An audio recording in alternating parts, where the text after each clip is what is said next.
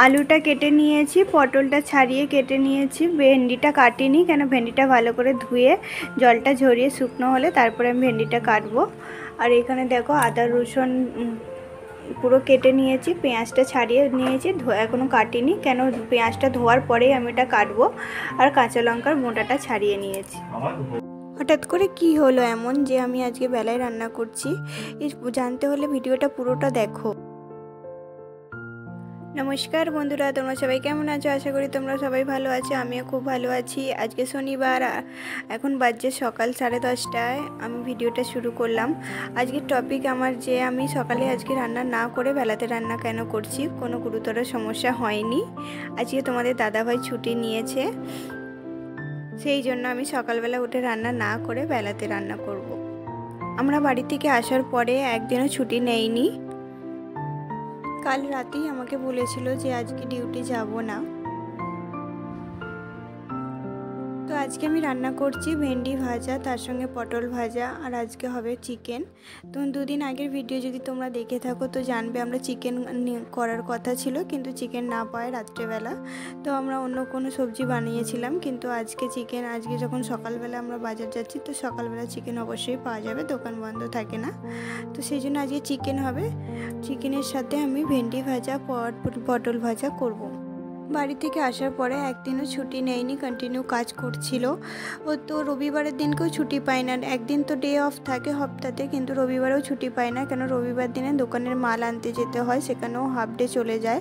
আর বিকেলের দিকেও আধ ঘন্টা 1 ঘন্টা আরাম করার পরে যে দোকানেই সেই বসে, তো পুরো সপ্তাহে তার কোনো দিনই আরাম পায়নি।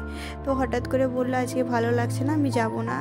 শুধু তোমার দাদাভাই বলে নয়, যে কোনো মানুষই এই শরীরে আরামের দরকার। ফ্যাক্টরিতে কাজ করে, সেই জন্য তার শারীরিক মেহনতটা অনেক বেশি হয়। শুধু শারীরিক নয়, যারা অফিসে বসে কাজ করে তাদেরও অনেকটাই দিমাগ লাগিয়ে কাজ করতে হয়, তো মেন্টাল স্ট্রেস তাদেরও অনেকটা বেশি হয়। সেই জন্য যে কোনো মানুষেরই একটু আরামের দরকার। আরাম করলে পরে ফ্রেশ হয়ে যায়, তাদের মাইন্ড আর শরীরের দিক থেকেও অনেকটা ফ্রি লাগে। তো সুতরাং আগামী দিনগুলো সে অনেক ভালোভাবে কাজ করতে পারে। তো সকল মানুষেরই আরাম করা উচিত। তোমাদের সঙ্গে কথা বলতে বলতে দেখো আমার একের পর এক রান্না আমার হয়ে গেল। শুধু মাংসটা দেখো মশলা কষা হচ্ছে, এরপরে ধীরে ধীরে আমি মাংসটাও রান্না করে নেবো। তোমরাও জানাও তোমাদের বাড়িতে আজকে কি কি রান্না হয়েছে। তোমরা কোথা থেকে আমার ভিডিওটা দেখছো, তোমাদের ভিডিওটা যদি ভালো লেগে থাকে একটা লাইক দিয়ে সাবস্ক্রাইব করে আমার পাশে থেকো।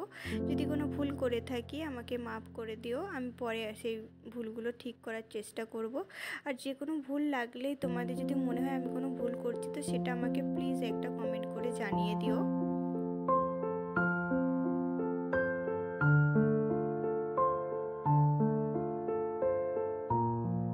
কালকের ভিডিওটা দেখতে কিন্তু মিস করো না, কালকের ভিডিওটা খুবই ভালো আসতে চলেছে। কালকে স্পেশাল সানডে স্পেশাল ভিডিও আসবে, আশা করি তোমরা সবাই দেখবে।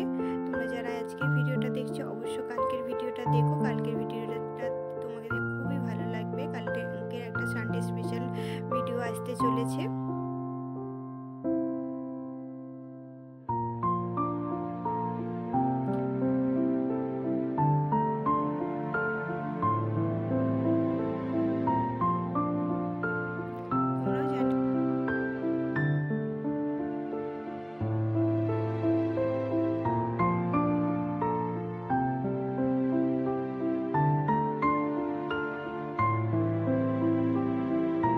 আজকের ভিডিওটা আমি এখানেই শেষ করলাম। তোমরা সবাই ভালো থেকো, সুস্থ থেকো, টেক কেয়ার, বাই বাই।